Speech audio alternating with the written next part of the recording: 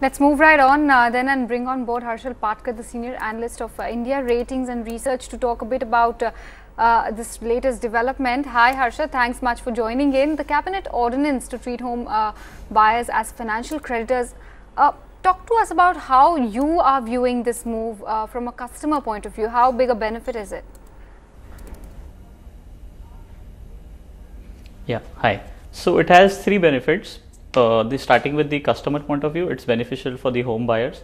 They will now have an equal priority in terms of liquidity, in terms of default waterfall, in terms of liquidation proceeds. So accordingly, the home buyers will now be part of committee of creditors, who in turn will have rights to vote in share of their advances, considering a resolution plan is to be adopted.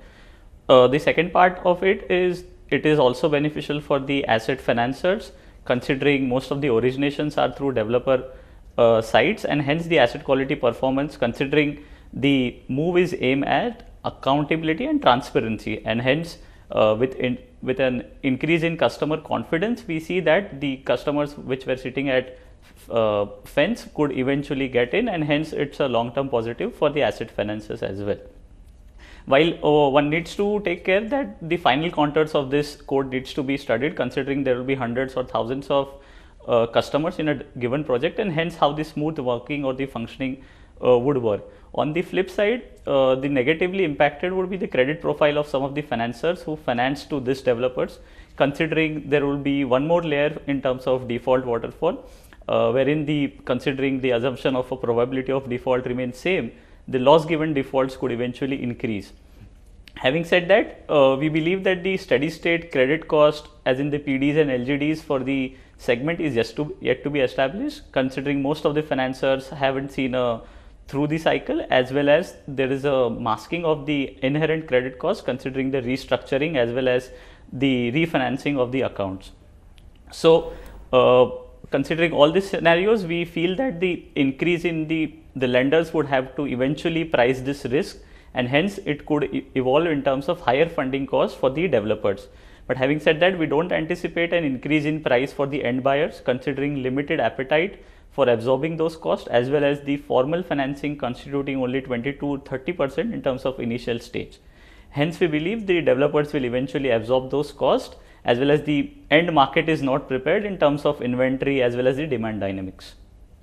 How do you see the move impacting HFCs? Will they have to reprice lending yields higher? And hence, how do you see it impacting the ultimate customer by the way of pricing? Yeah, so as I said, both the financiers, banks and HFCs, NBFCs, they would have to incrementally reprice this risk, considering there is no precedence. Most of the stressed customers are either being restructured or being taken over. So there is a passing the parcel kind of thing going on in terms of refinancing from one financier to another financier. On the customer side, we don't anticipate an increase in the end price, considering the prices in some of the cities are already at a high levels, and in terms of affordability, customers don't have that kind of appetite to absorb further incremental price shocks. But considering the accountability and transparency part is being involved, we see that customers sitting on the fence will come back, considering there should be some return of capital, if not the entire return of capital, in terms of liquidation of the stressed developer. Right. How would you see, the change in ordinance to, have an impact as far as borrowing rates for developers are concerned? How do you think that would get impacted? So borrowing rates for developers would change asymmetrically depending on the profile of the developers. So some of the better developers won't feel the heat much as compared to some of the smaller unorganized developers. Having said that, it would be a steady and slow process, wherein slowly and steadily the larger developers will get a repricing of the rates, as well as the smaller ones will follow soon.